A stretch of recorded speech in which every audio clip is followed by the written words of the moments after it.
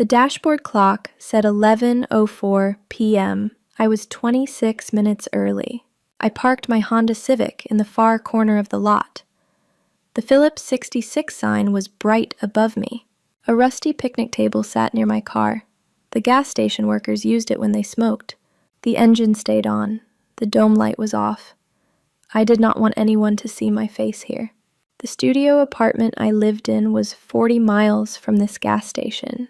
I picked this place because no one I knew used it. I was careful that way. I picked the meeting spot. I picked the night. I picked the time. I thought I was being smart. This was the third time we tried to meet. The first 2 times he canceled. I picked up my phone. I texted him.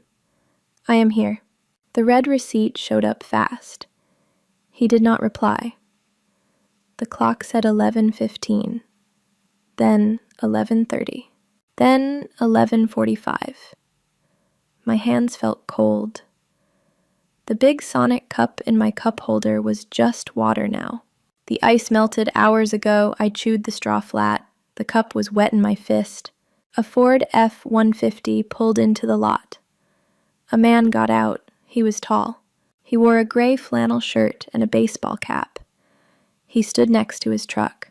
He looked around the parking lot. He did not look like the photos in the app. His hair was different. His face was heavier. He was older. I slid down in my seat. Wrong man, I thought. He is not Garrett. Then my phone rang. The screen said, Garrett. I did not answer. A text came in next. I see your car. The Honda. I am the truck. I sat up straight. My heart was fast.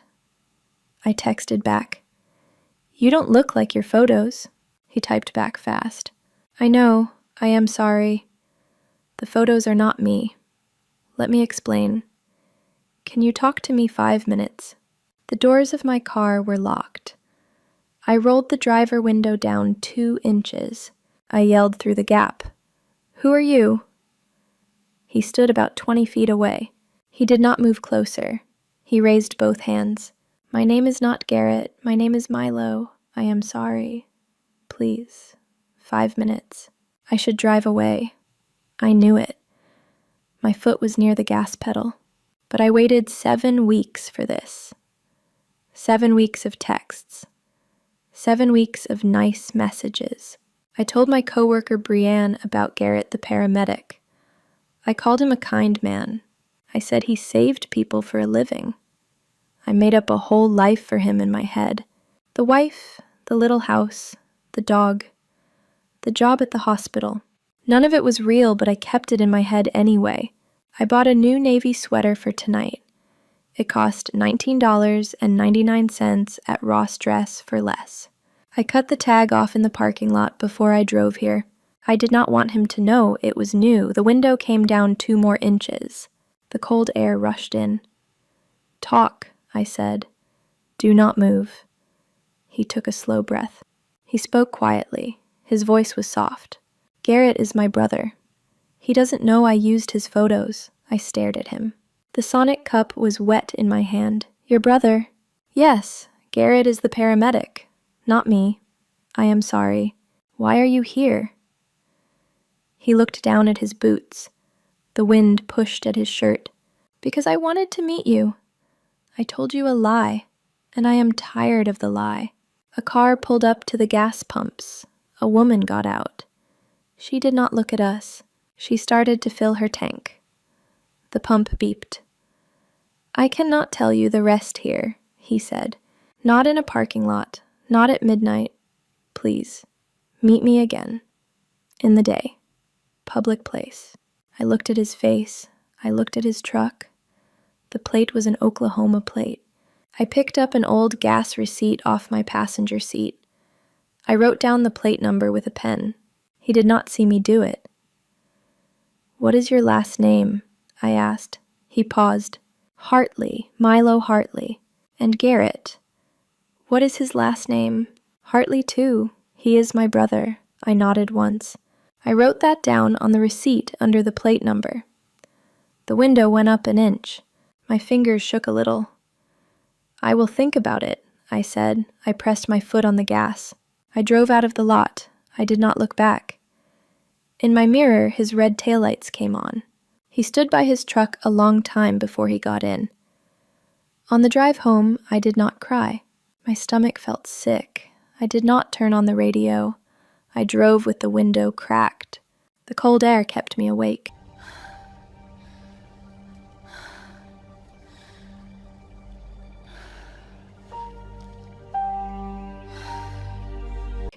The next morning, the washing machine downstairs shook my floorboards. I lay on the bed in my khaki work pants. They had stockroom dust on the knees. My shoes were on the floor by the bed. There was no energy left in me to pick them up. I picked up the phone. I scrolled all the way back to the first message from Garrett. I counted them, 43 long texts, 7 weeks of words. I read them slowly. I noticed something I missed before. Garrett never told me he was a paramedic. Not once. I was the one who said it first. I wrote, "So you said you are a paramedic, right?" And he wrote back, "Yeah, busy night." He let me believe it. He never corrected me. I sat up on the bed. I read more. I found another message. I asked him once, "Do you want kids someday?" He wrote back, "I want a real life, quiet, honest." I read that line at the time. I read it 5 times. I memorized it. I told myself, this is a good man.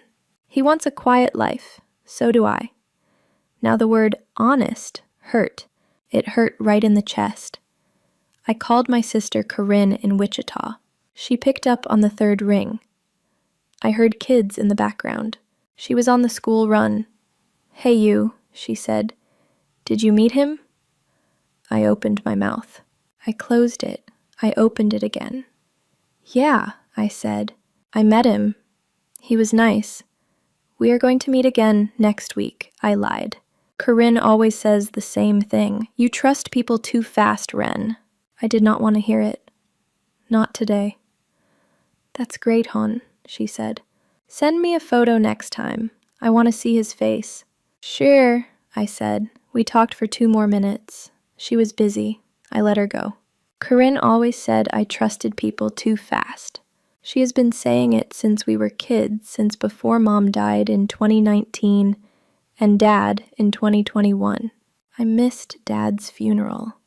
I was on the night shift. I needed every check that month. I told everyone I was sick that week. I did not say I missed it for a shift. Some lies were easy. I told them all the time. The phone went on the bed. I looked at the navy sweater on the back of the door. I washed it last night. It smelled like nothing now. Just laundry soap and dryer sheet. The washing machine downstairs shook the floor in slow pulses. Every 8 seconds. A little off the beat. A coffee cup from the night before sat on my nightstand. There was dry creamer in a thin ring around the rim. I did not have the energy to wash it. I picked up the phone again. I opened the text thread with Milo. I typed slowly. "Coffee, Saturday, 10 a.m., Denny's on Sheridan." I picked the place. I picked Denny's because it has cameras. I picked Denny's because it has a lot of people on a Saturday morning. I picked Denny's because I did not trust him. I should block him. I knew it. I did not block him. I hit send. He answered 4 minutes later. "Thank you. There is something else I have to tell you before Saturday. Don't Google my name. Please." Let me tell you myself. I sat up straight on the bed. My hands were not steady. I opened the browser on my phone. Don't Google me. Don't Google me. Don't Google me. I typed his name into the search box. Milo Hartley, Tulsa. I hit enter. The first result was a mugshot, a booking photo. It was him. Younger, his eyes were red. Below the photo was a news article from 2017. Milo Hartley, vehicular manslaughter, DUI. A woman died. He served 4 years. He got out in 2021. I stood up. I walked across my studio. 3 steps to the wall. 3 steps back. My apartment was 150 square feet. 3 steps was the whole room. I read the article one more time. The woman who died had a name, Amber Cole. She was 29 years old. She was an ER nurse at St. John Medical Center. She had a 6-year-old son. I sat down on the floor. The wood was cold. I thought about it. He used the name Garrett the paramedic, a man who saves lives, a man who runs to people in trouble. He killed a nurse. I picked up my phone. I typed one line. No question mark, no anger, just a sentence. You killed a nurse, Milo answered in 11 seconds. Yes, I did. That is why I told you not to Google. I wanted to tell you myself. Please still come Saturday. I put the phone face down on the floor. I walked into the bathroom. I turned the shower on hot. The water was hot at first, then warm, then cool, then cold. I did not move. I did not wash anything. I just stood there. When I came out, my skin was red on my chest and my neck. I dried off. I sat on the bed in my towel. The towel was old. The corners had little holes where I snagged it on the bathroom door. There was one more text from Milo. Amber was not just a nurse. She was my fiancé. I drove us home from her birthday. I read that line 3 times. Then I typed back, "See you Saturday." I did not know why I sent it. I knew I should not send it. The phone went on the nightstand. The shower head dripped behind me. Each drop fell into the tub with a small, soft tap. About 4 seconds apart, I counted 23 drops before I stood up. Booth 6. Red nylon seat. We have to leave, now. What? Why? I'm scared. There's no time, just trust me. This is crazy. Where are we going? Somewhere safe, I promise. Okay, let's go. There was a long tear in the seat under me. Someone fixed it with clear packing tape. The tape was old yellow and sticky. The smell at Denny's was pancakes and dish soap mixed together. The syrup bottle on the table was wet around the cap. A small pool of syrup sat on the laminate. Milo arrived at 10 a.m. exactly. He wore the same gray flannel shirt from the gas station. He did not smile. He sat across from me. He put his phone face down on the table. "Thank you for coming," he said. "I want to tell you everything. You can leave any time." I nodded. I ordered coffee. He ordered water. The waitress was named Diane. She did not smile either. When she walked away, I started. "Why your brother's photos?" He looked at his hands. "Because no woman wants to date a man like me." I tried.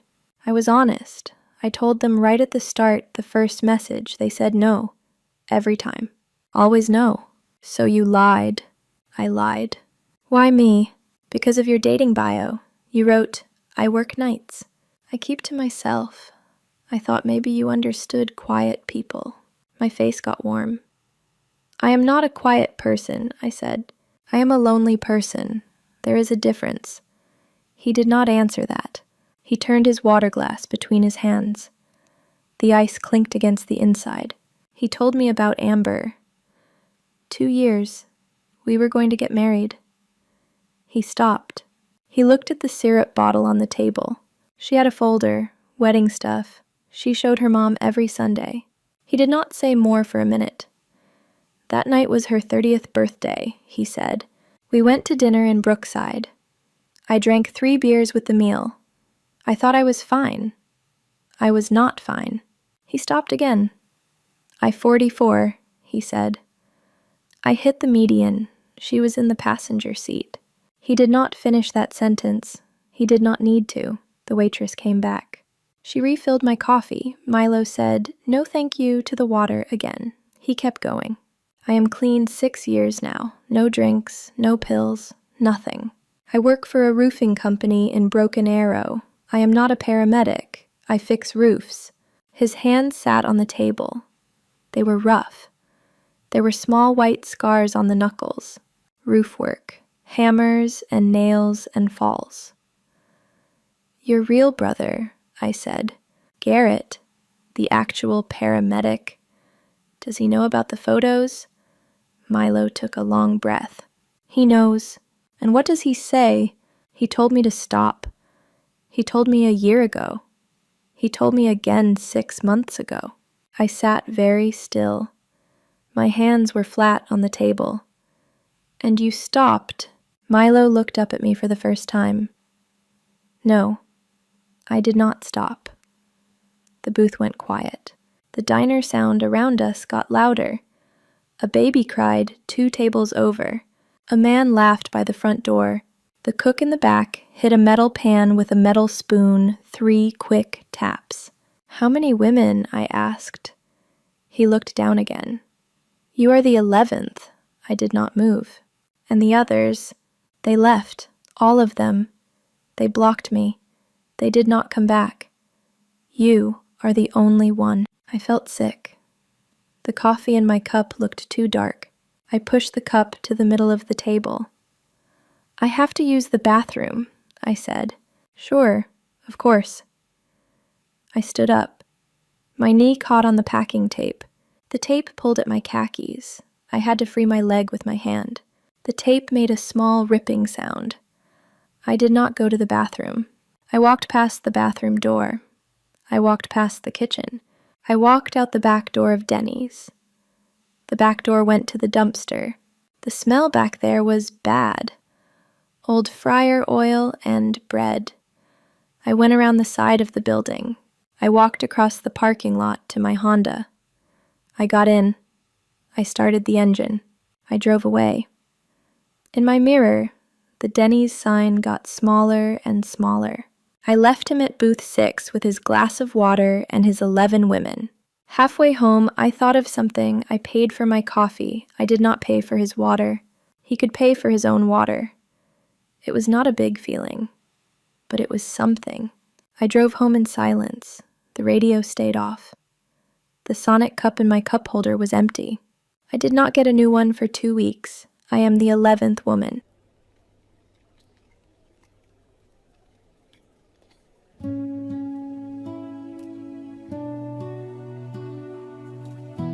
I thought about that sentence for 2 weeks. I did not text Milo. He did not text me. The dating app was still on my phone. I did not open it. I went to work. I came home. I went to work. I came home. One Thursday night, I was at work. The cereal aisle was my zone. I stood on a stepladder. A box cutter was in my hand. I opened boxes of Cheerios for the shelf. My coworker, Brienne, walked over. She had her name tag clipped to her shirt. She had her hair in a tight bun. Hey, Ren, she said. Your guy. Garrett Wright, the paramedic. My cousin works at St. John. She doesn't know any Garrett. I froze on the ladder. The box cutter was open in my hand. This was the moment. I could tell the truth. I could say it. I could say, he was not real. I got tricked. Brienne is that kind of friend. She hugs people in the break room when they cry. She lost a guy on Tinder once. She knows. I climbed down the ladder slowly. Oh, I said. We broke up. He moved to Houston for a new job. I lied again to my coworker, to my own face in the break room mirror. Oh, sorry, hon, Brienne said. She walked toward the frozen food aisle. She did not look back. Her shoes were the white tennis shoes the store gave us. She had 10 years at this job. I had 3. She knew how to be friendly to customers and still keep something for herself. I never learned that part. I stood there. The box cutter was still in my hand. I cut into the next box of Cheerios. I cut too hard. The box tore all the way down the side. Cereal spilled across the floor. The little O's rolled in every direction.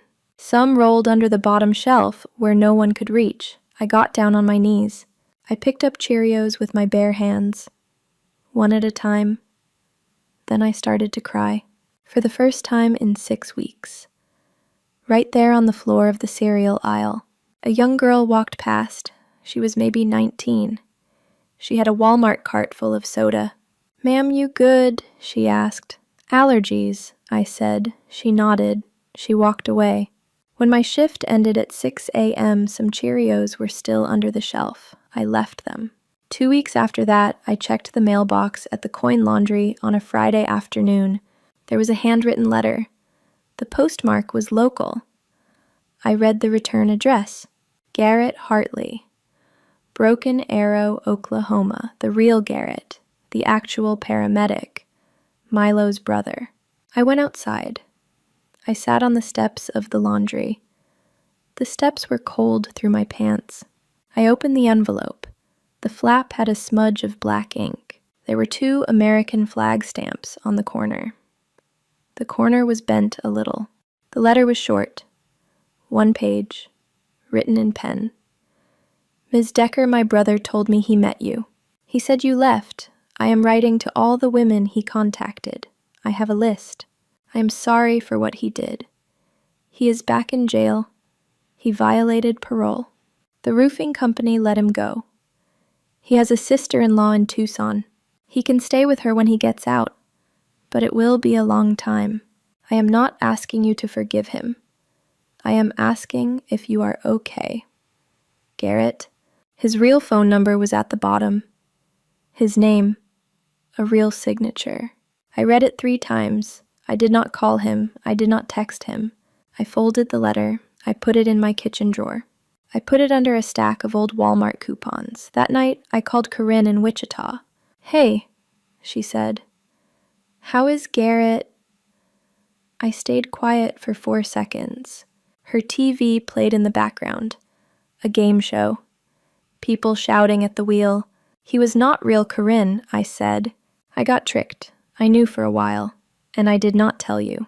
The TV kept playing. Corinne did not say anything for a long moment. Then she said, "Come for Thanksgiving." "Okay," I said.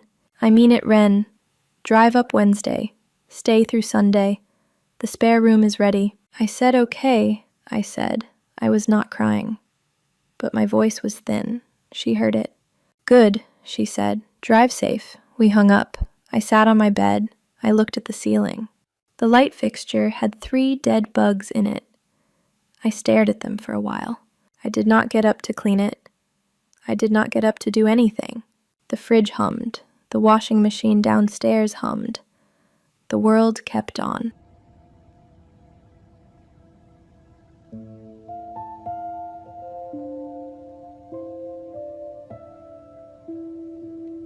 The left wiper blade on my Honda squeaked. The right one was silent. I meant to fix it in October. Now it was December. A thin sheet of snow pressed flat on my windshield. The parking lot at Dollar General on Admiral Place was almost empty. I just bought 3 things. 1 box of tissues, 2 cans of Campbell's chicken noodle soup, 1 string of Christmas lights marked down to $3. I had no Christmas tree. The plan was to hang the lights across the curtain rod above my window. I sat in my car. I did not start the engine. I took out my phone. I did not open the dating app. I deleted it 2 weeks ago. I opened the text thread with Corinne. There were photos from Thanksgiving. Her 2 kids eating pie with whipped cream on their faces. I scrolled past them. Corinne sent a message that morning. "Christmas come, stay a week." I did not answer yet. I typed back now. "Yes. See you Friday." The phone went on the passenger seat. The parking lot was almost empty. A man pushed a cart with a small Charlie Brown Christmas tree in it. His wife walked behind him. She laughed at something he said. They passed in front of my car. I did not think about Milo. I did not think about the real Garrett much either. I thought about the letter in my kitchen drawer. I never wrote back to Garrett. I did not know if I ever would. Probably not. He did not write to be thanked. He wrote to know if I was okay. I am okay, I thought. I started the car. The left wiper squeaked 1 more time. A can of Campbell's soup rolled out of the grocery bag. It hit something metal under the passenger seat. An old coin or a loose bolt. A small dry clank in the warm car. I drove home.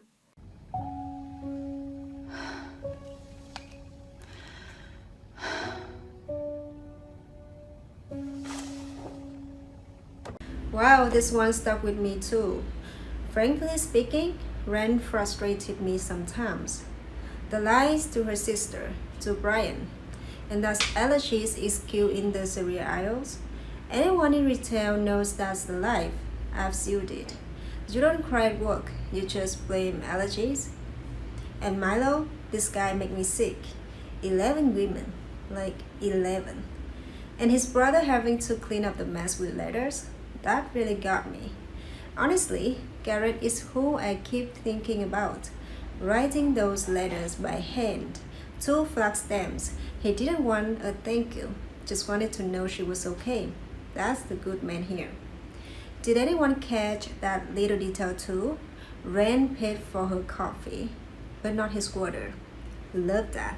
Tiny win, quiet revenge. It felt so real. So here's my question. Be honest, should Ren write back to Garrett? Just one short letter saying that I'm okay, or leave that drawer closed for good? Let me know below and tell me why. So thank you for watching.